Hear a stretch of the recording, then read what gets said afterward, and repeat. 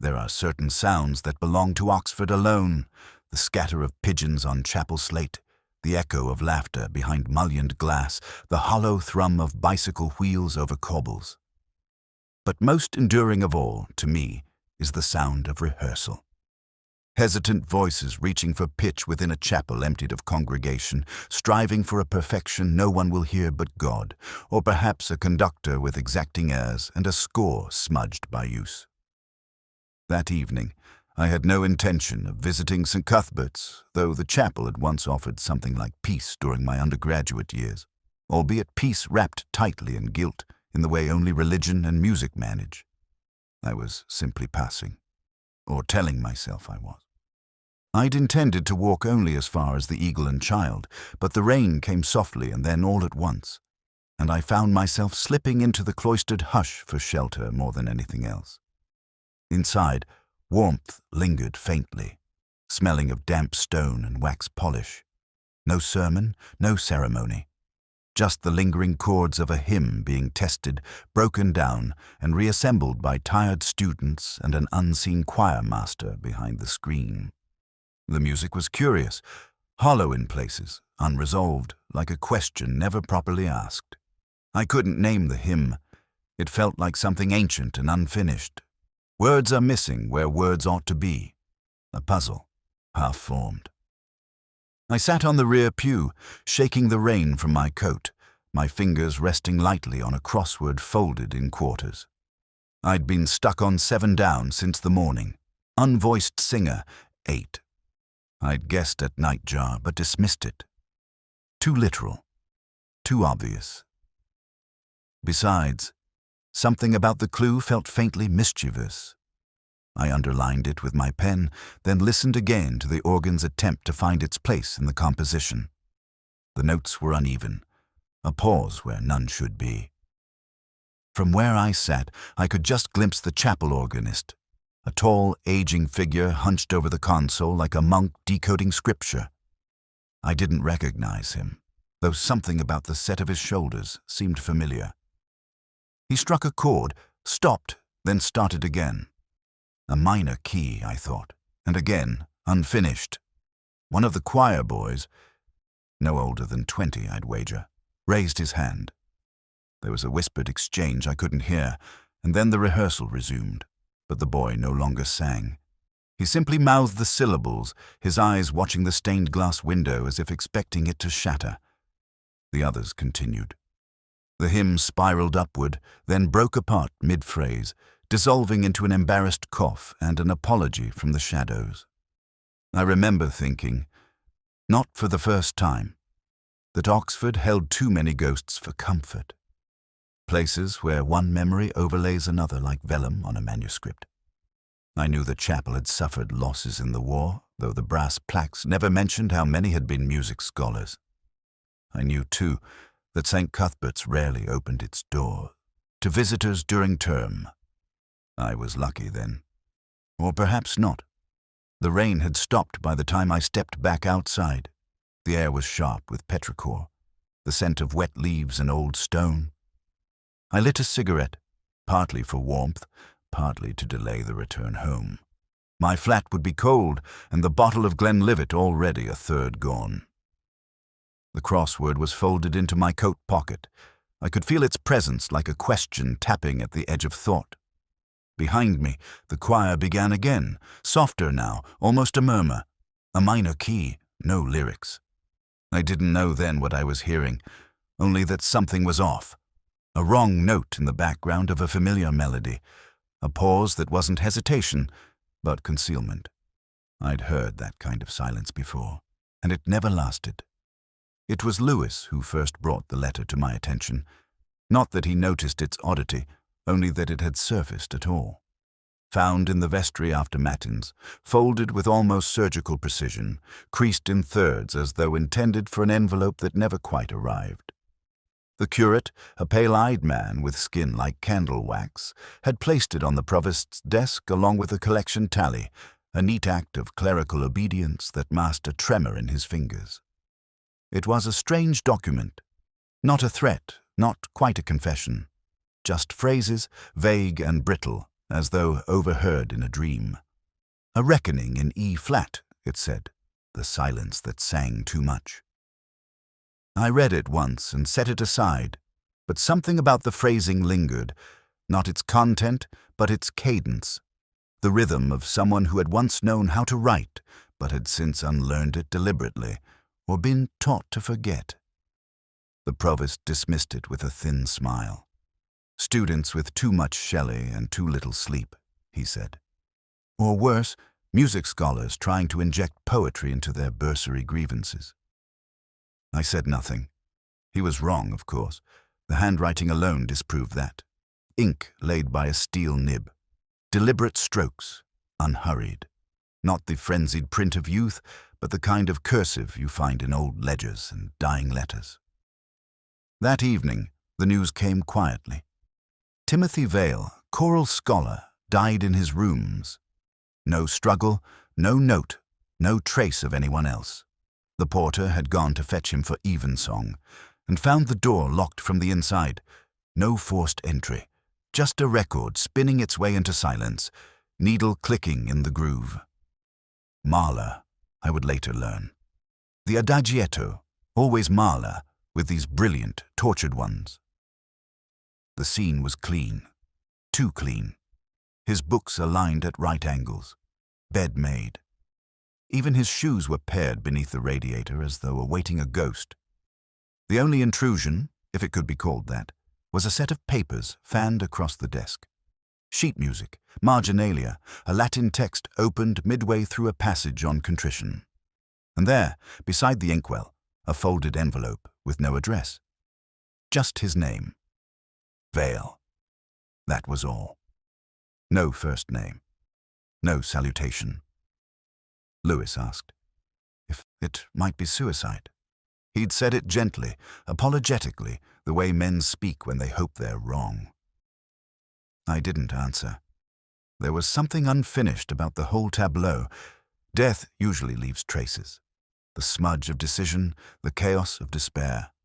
But this felt curated, like a tableau left for an audience who never arrived, or perhaps one that wasn't meant to arrive at all. It was the record player that held my attention longest. The stylus had worn a groove into the vinyl's silence, endlessly repeating the last rotation. I stood there and listened to it, tick, tick, tick, and thought of the vestry letter again. The silence that sang too much. Not poetic, I decided, but fearful. Not exaggeration, but a warning. Later in my rooms, I returned to the crossword. 7 down still resisted me. Unvoiced singer, 8. I tried again. Mute swan, songbird, canticle. None of them fitted. Not the clue, not the grid, not the sound in my head.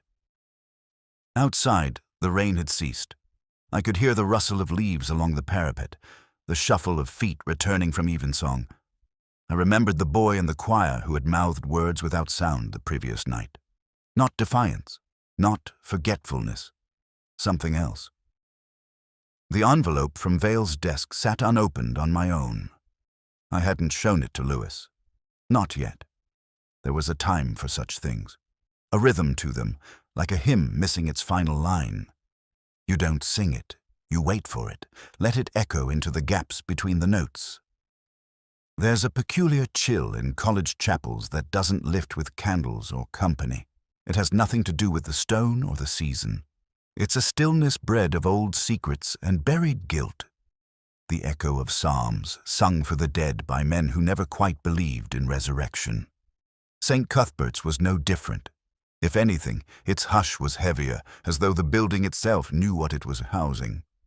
Lewis and I returned that morning under the guise of formality, paperwork, statements, condolences wrapped in protocol. But I hadn't slept. I'd sat with the envelope from Vale's desk unopened on the side table, whiskey undisturbed beside it, and Mahler playing low enough that even the silences sounded accusatory.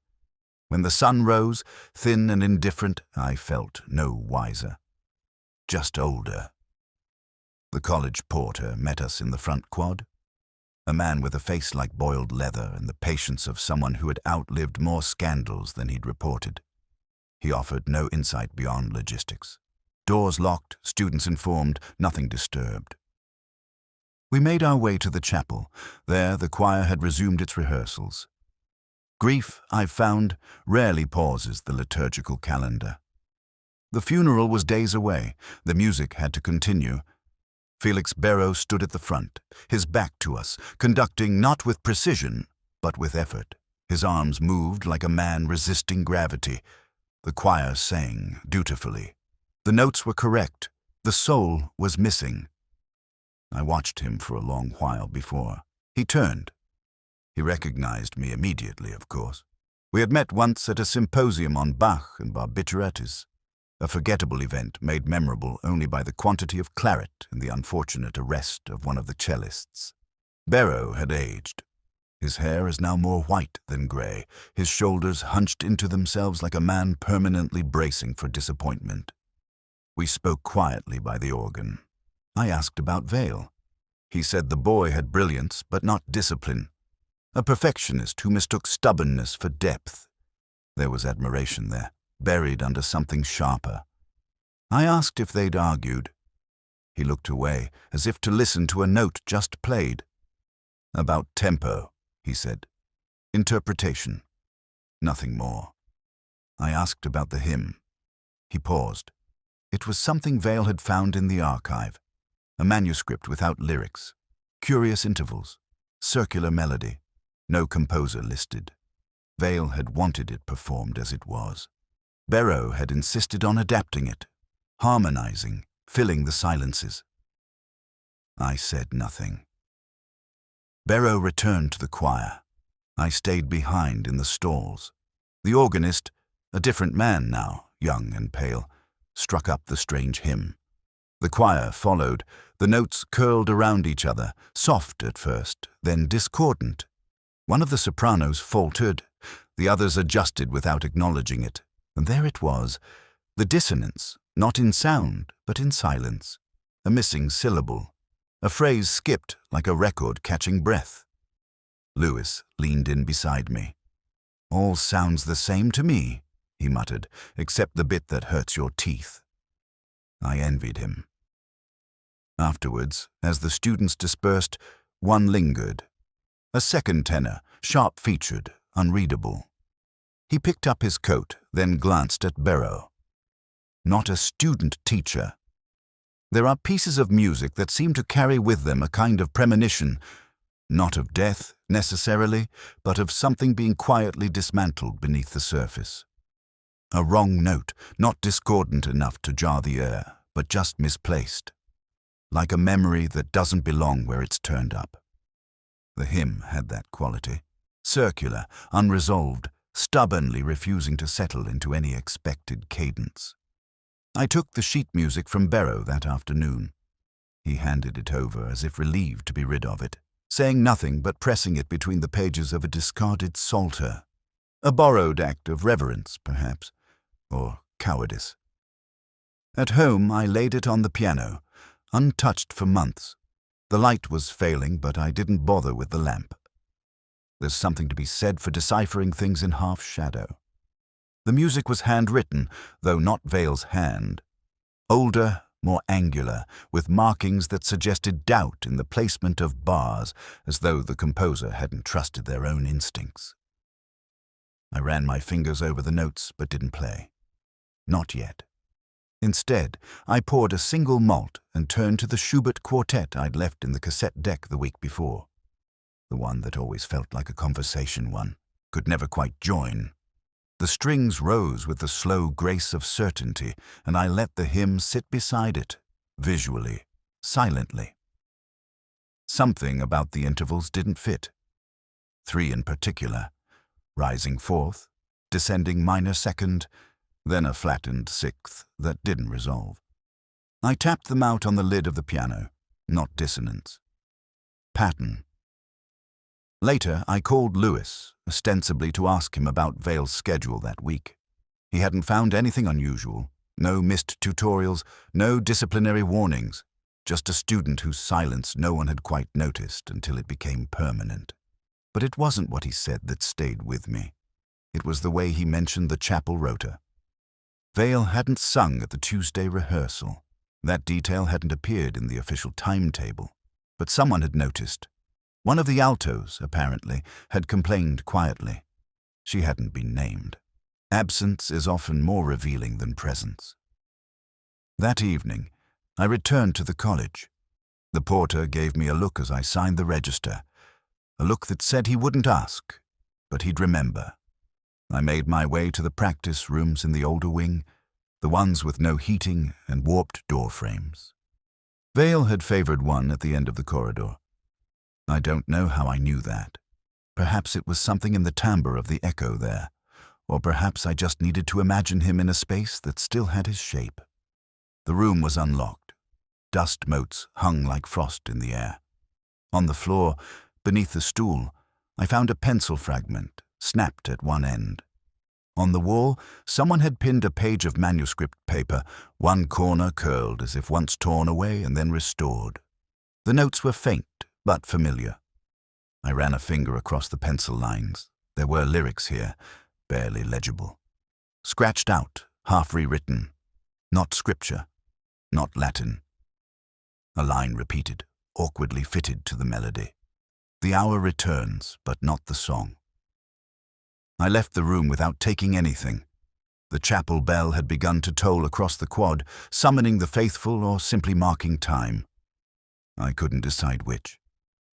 Back at my flat, I sat before the piano and played the hymn for the first time.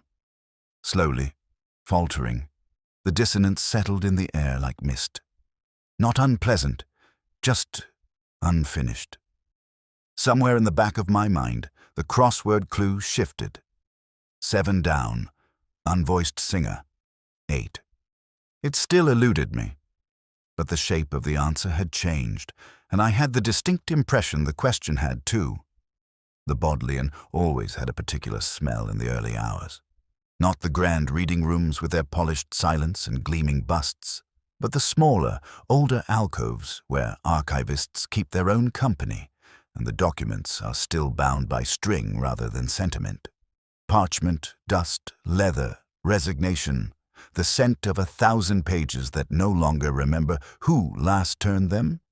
It was Lewis who made the call, of course. Not that I needed permission, but he had a way of smoothing, introductions, of making the act of intrusion appear like kindness. Edith Glass agreed to meet me at noon, her tone neither welcoming nor defensive, just economical, as if agreeing to an appointment with inevitability. She was older than I'd pictured, or perhaps simply less deceived by time. Her hands were thin, ringless, and moved with the silent rhythm of someone who had long since learned that knowing too much rarely earned admiration.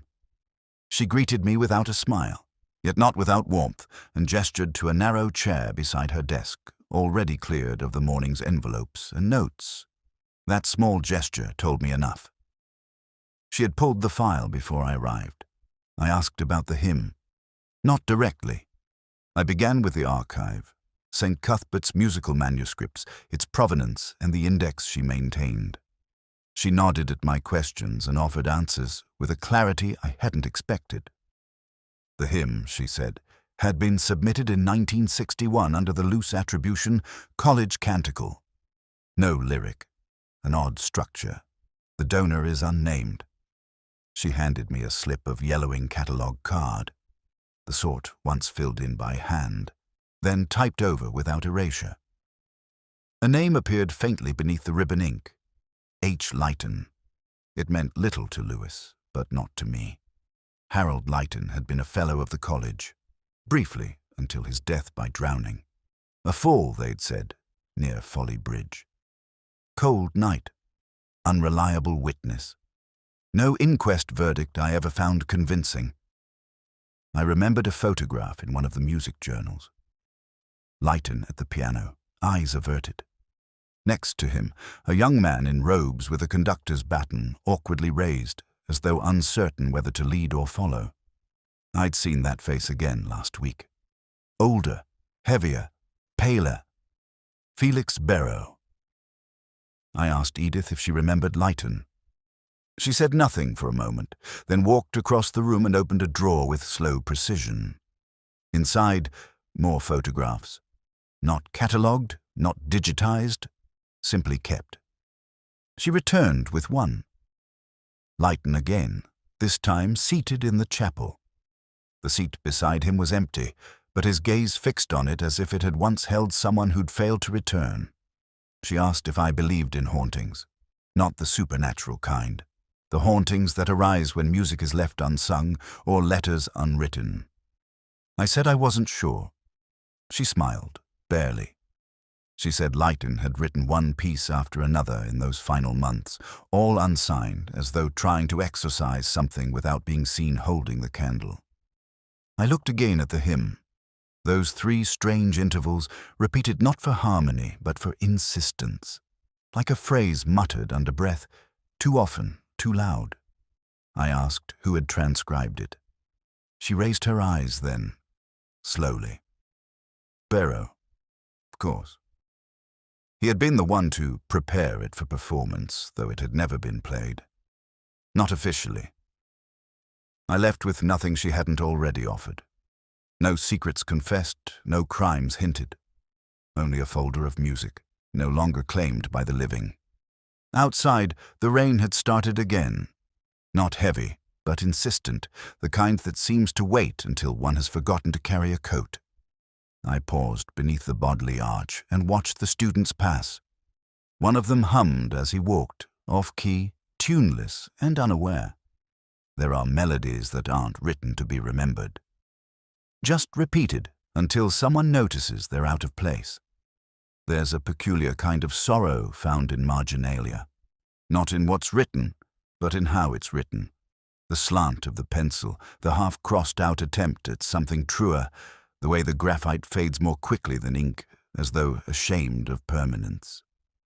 I've long suspected most truth in Oxford is scribbled in the margins, not declared in footnotes. The book came to me by way of Lewis, who found it lodged at the bottom of Vale's laundry bag beneath the expected detritus of student life. A cracked metronome, a single cufflink, 2 concert programs annotated with meaningless stars. The Latin text itself was unremarkable, a brittle edition of De Consolatione Philosophiae, common among the melancholic or those trying to appear so. What drew my eye were the pencil marks just inside the back cover, not notes, a poem, unfinished. It read like an apology, though the meter refused to behave. I copied it out, line by line, letting the smudged phrases settle into their uncertain cadence. Something about the 3rd stanza caught me. The attempted rhyme of voice and rejoice, strained, uncomfortable, then scratched through as though the writer had thought better of optimism. The new line, barely legible, replaced rejoice with choice. Still imperfect, still wrong.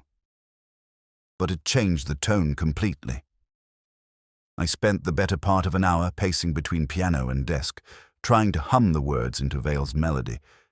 It didn't fit, not cleanly, but something in the rhythm was near enough to the structure of the hymn to be intentional. I tried again.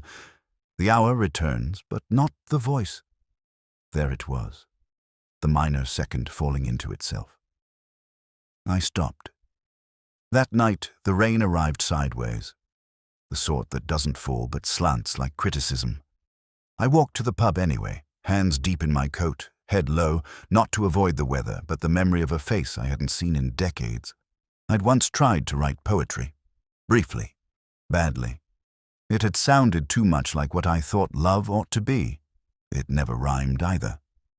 Inside the White Horse, Lewis was already on his 2nd pint and reading a folded newspaper as though hoping it might solve itself. He asked me if I thought Vale had a girlfriend. I said no, not because I knew, but because I recognized the hunger in the poem, and it wasn't the kind that shares space with affection. Lewis mentioned a name, Lillian Todd, a soprano in the choir. Quiet, precise. She had asked not to be interviewed yet, said her voice was fragile this week. I nodded. Said I'd like to speak to her when she was ready. Lewis said she'd be singing again on Thursday. Before leaving, I asked if he remembered the crossword from Sunday's paper. The clue still rankled. 7 down, unvoiced singer. 8. He hadn't filled it in. Suggested canary, then laughed at himself. I didn't. Back at home, I found myself listening again to the Mahler. This time, not on vinyl, but in my head. The way it played after Vale's death, the moment the stylus caught the groove and kept ticking in silence. The hour returns. The words came again, unwelcome but persistent. I returned to the poem. The pencil had snapped halfway through the final line. A gesture of interruption or despair, I couldn't tell. But the scansion hinted at something longer than what remained. An unfinished line is a line meant to be remembered, or hidden. I didn't sleep. Instead, I poured the Glenlivet and watched the pale stain of moonlight creep across the sheet music. The silence outside grew thicker, slower. I heard a voice, not Vale's, but mine, humming something that never quite reached its final note. I've always mistrusted harmony, at least the kind too readily achieved. It implies agreement where there ought to be friction.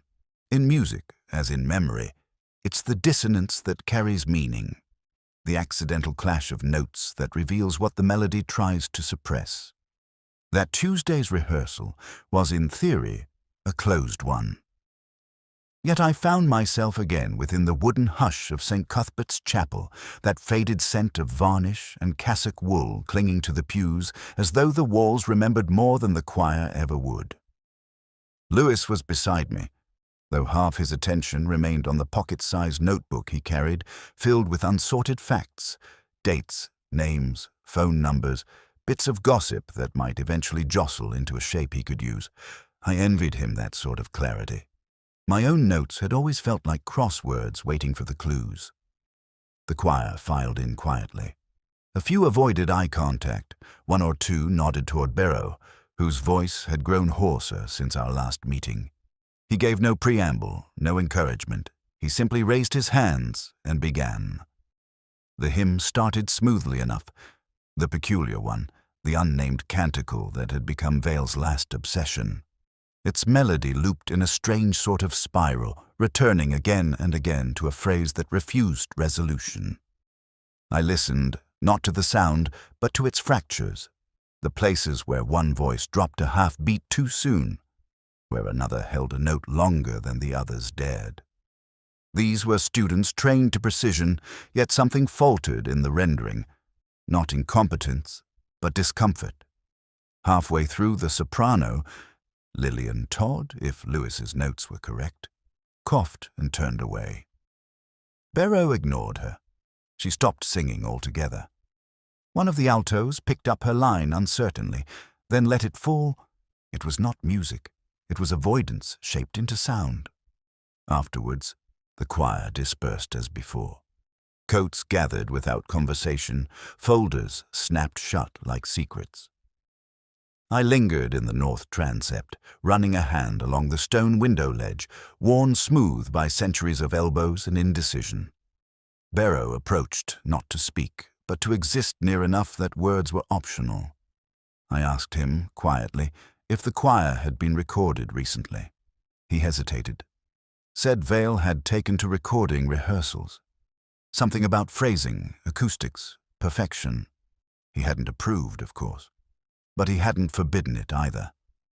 I asked if the tapes had been found. Barrow didn't answer directly. He mentioned that the porter had cleared Vale's room. The implication hung in the air. Things misplaced, or misfiled, or withheld. We left the chapel in tandem. Outside, the light was that dull pewter Oxford seems to wear best. Reflective, unsentimental, briefly revealing. I noticed Lillian Todd again, sitting alone on the stone bench beneath the yew. Her choir folder rested beside her, unopened. She did not appear to be waiting for anyone. She wasn't reading, just staring at the gravel, as if trying to recall the order of something now undone. Lewis offered to speak with her. I declined. It was too early. People don't speak honestly while the echo of their voice still lives in the air.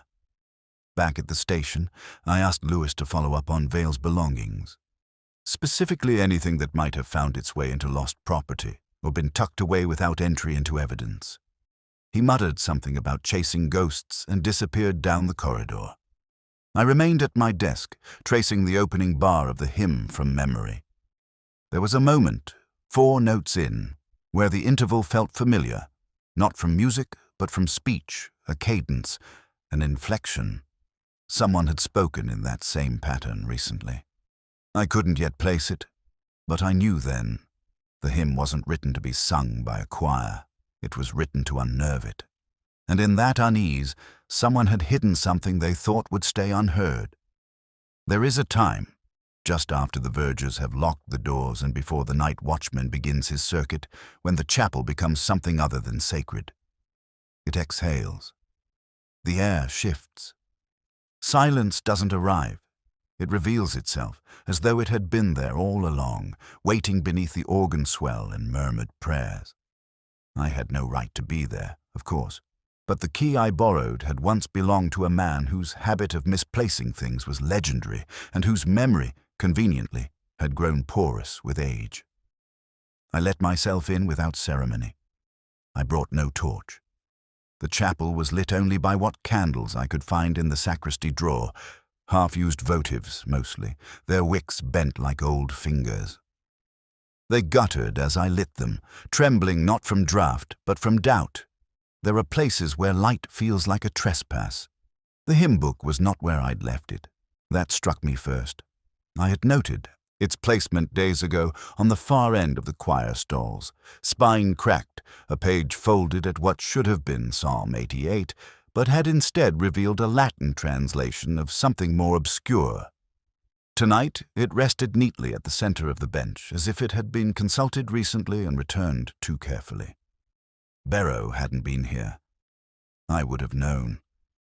His presence left echoes, a faint trace of menthol and guilt. No, this was someone else. Someone meticulous. I moved to the organ loft, not to play, to listen. Beneath the floorboards, I could hear the groan of the building settling into its own history. That particular sound always reminded me of boarding school, the way oak remembers footsteps. I sat for a time, letting the dark find its shape. I closed my eyes and tried again to hear Vale's voice in the melody he had loved so ruinously. But the tune wouldn't come. Only a memory of him at rehearsal, mouthing the notes, silent, as if the hymn were meant to be sung without sound. It was then, leaning slightly against the edge of the casing, that I felt it, the faintest change in resistance beneath my hand. A seam in the wood, a panel not quite flush. I pressed. Nothing. I leaned. A click. The compartment was shallow, barely deep enough for a sheaf of paper, but inside, folded with a care that belied panic, was a single page of parchment, dusty, edged in gilt that had long since faded. I carried it back to the candlelight. It was handwritten. Lyrics. In English. 8 lines, each uneven in length but tight in rhythm. I recognized the phrasing from Vale's poem, the half-remembered stanzas he had scribbled in his Latin book, but here they were whole and wrong. These were not verses of praise. They were apology, accusation, not liturgy. There are days when clarity arrives not with revelation, but with the subtle rearrangement of something familiar.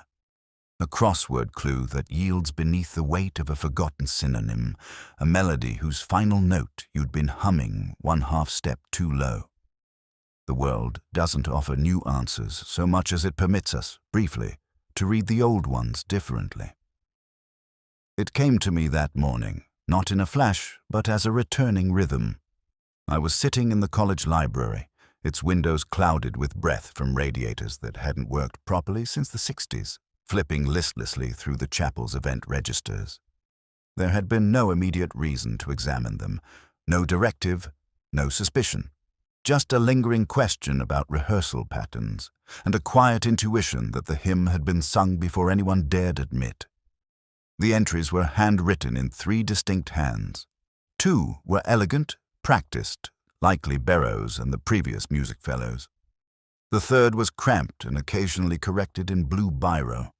That one interested me most.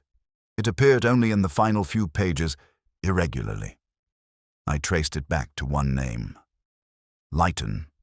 Beside his entry, dated precisely 31 years ago, was a note, rehearsal, college canticle, E-flat, mutus. No further comment, no name assigned to the piece, no performance date. Mutus. It was the kind of word that had meaning only when not spoken aloud. I closed the register and sat still, then reached slowly for my coat. I left without speaking to the archivist. I doubt she noticed. The quiet in that room had a way of making one invisible. Outside, the bells of St. Mary's were striking 11, as though issuing some formal correction to the morning. I walked with purpose, but without certainty, back toward St. Cuthbert's, the weight of the word mutus tapping gently at the base of my skull. Back in my rooms, I unfolded the old manuscript again, the one Vale had marked. The hymn. I played the opening phrase on the piano. Once, then again, slower. The intervals were stranger than I'd remembered. Not dissonant, but unnervingly incomplete. I adjusted the second note downward, a semitone, turning a tentative D into a deliberate E-flat, and suddenly the melody breathed. It wasn't a hymn, not truly. It was a lament, meant to be played, not sung. And it had been played. Once long ago, by a man who drowned beneath its weight. I opened the crossword I'd abandoned 3 days earlier. 7 down, unvoiced singer, 8. The answer was obvious now. Obvious in the way only hindsight allows. Mute swan, the silent bird, the one who sings only once, at death, they say. I circled it gently, then laid the pencil down. A single note in a single key, returning after decades. A flat, the key to farewells. Mahler's Adagietto, the first movement of Beethoven's Fourth. Music written not for drama, but for longing. I remembered a line from the lyric I'd found hidden behind the organ pipes. He took the voice I meant to keep. The phrasing haunted me. Not merely because of its poetry, but because of its possessive cadence. It wasn't written by a student, nor a lover. It was written by someone who had once believed their voice could remain private, unperformed. Barrow had lied, of course, but not out of malice, out of something softer, a desire to bury, not destroy. And Vale had unearthed it, or tried to, not out of curiosity, out of justice, perhaps, or love, or something that sat between the two. The tape. I remembered it then. Lewis had mentioned it in passing. A student's cassette recorder found in Vale's room, tucked behind the radiator, warped slightly with heat. I hadn't listened. I'd meant to, but something about it had felt indecent.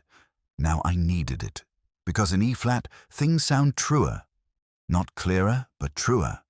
Just off enough to remind you that every truth is half a step away from where you thought it might be. The older I become, the more I mistrust symmetry.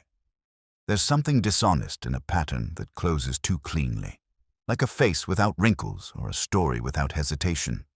The world, as I've known it, rarely permits such neatness. Yet the more I turned over Vale's death, the more perfect it all began to seem. Locked door, no forced entry, a needle left spinning on a final chord. The kind of silence is carefully rehearsed.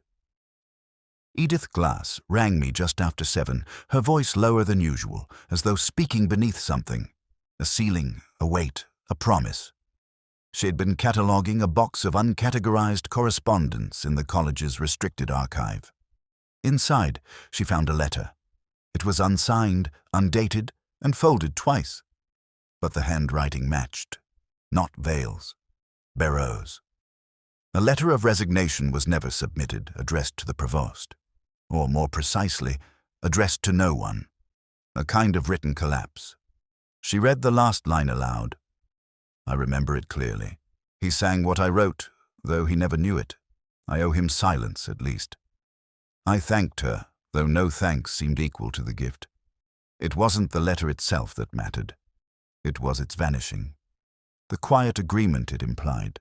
The past, once again, carefully sealed. I met Lewis in the incident room not long after.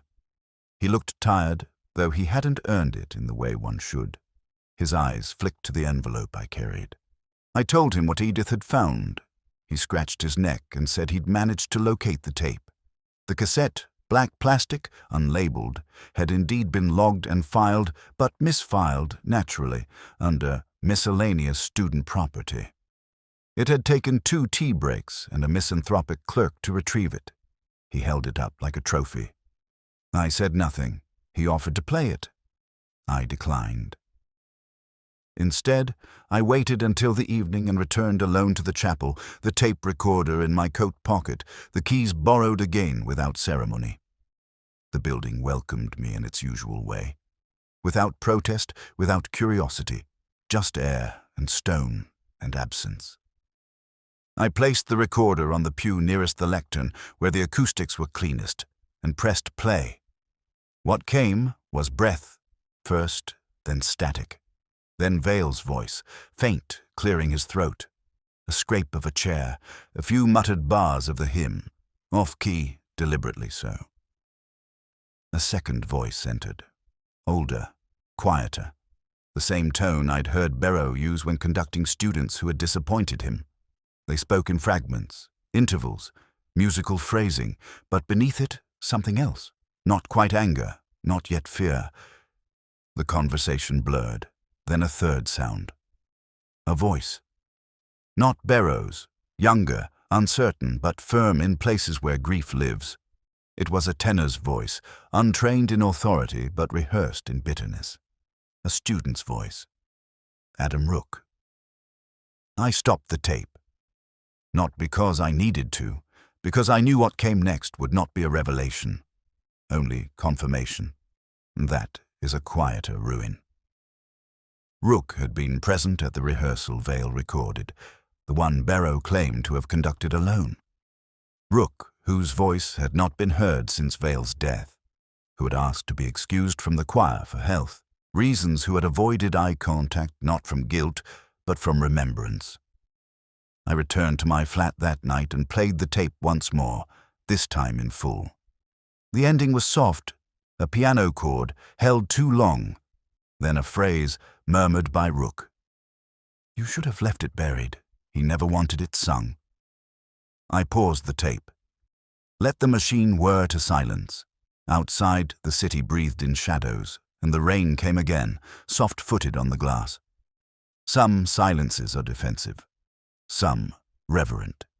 But this one had been staged, and like all performances, too precise. It rang false the longer you listened. There is a moment, always just before the final bar, when a choir inhales as one. That unified breath, so often unnoticed, is where the truth resides. Not in the music, but in the preparation for it, in what is drawn inward, not what is released.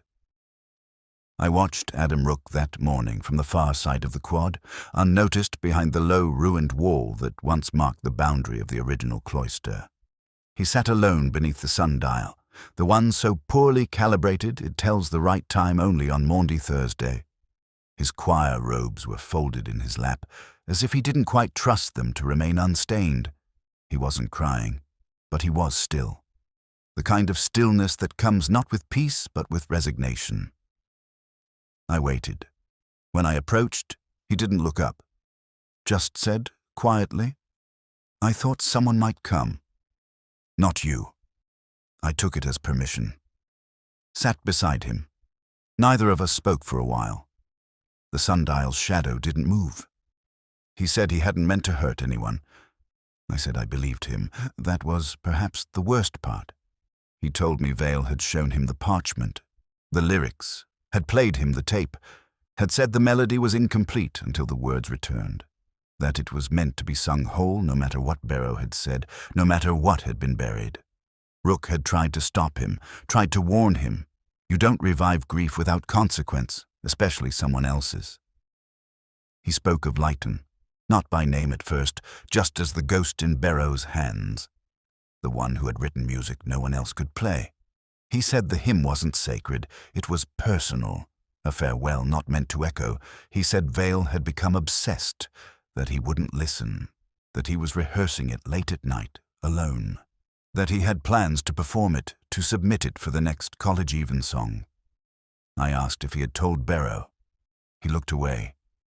He said he'd asked Vale to stop, to leave it alone. Vale had refused, so he'd offered to help him record it. Just once. For documentation, he said. For memory. The rest he didn't say, but I could see it in the tremor of his hands, the slight recoil when a group of students passed too near, their laughter too sharp for the morning. He hadn't meant to kill him, he'd only meant to end the obsession. Just one tablet, he said, a sedative, to keep him calm, to stop the recording, just for a little while. But it had been too much. Or maybe not enough. Maybe Vale had taken more after Rook left. Maybe he hadn't left. There was no confession. Not formally. Just a voice, tired of pretending not to be there. I left him under the sundial, still holding the robes, still watching the ground as though the answer to a question he hadn't asked might suddenly appear carved into the flagstones. Back at the station, I gave Lewis the tape. Told him to listen to the last 10 minutes, told him not to interrupt. He didn't ask what it meant, just nodded and took it from my hands with the care I hadn't seen from him before. I think even Lewis knew. There are truths not meant for the courts, just for remembrance. That night I returned to the chapel. Empty again. No music, no candles, just the pews and the faint smell of dust warmed by centuries of breath and prayer. I stood at the lectern and whispered the final line of the hymn. No melody, no audience, only silence. But this time, it was the right kind.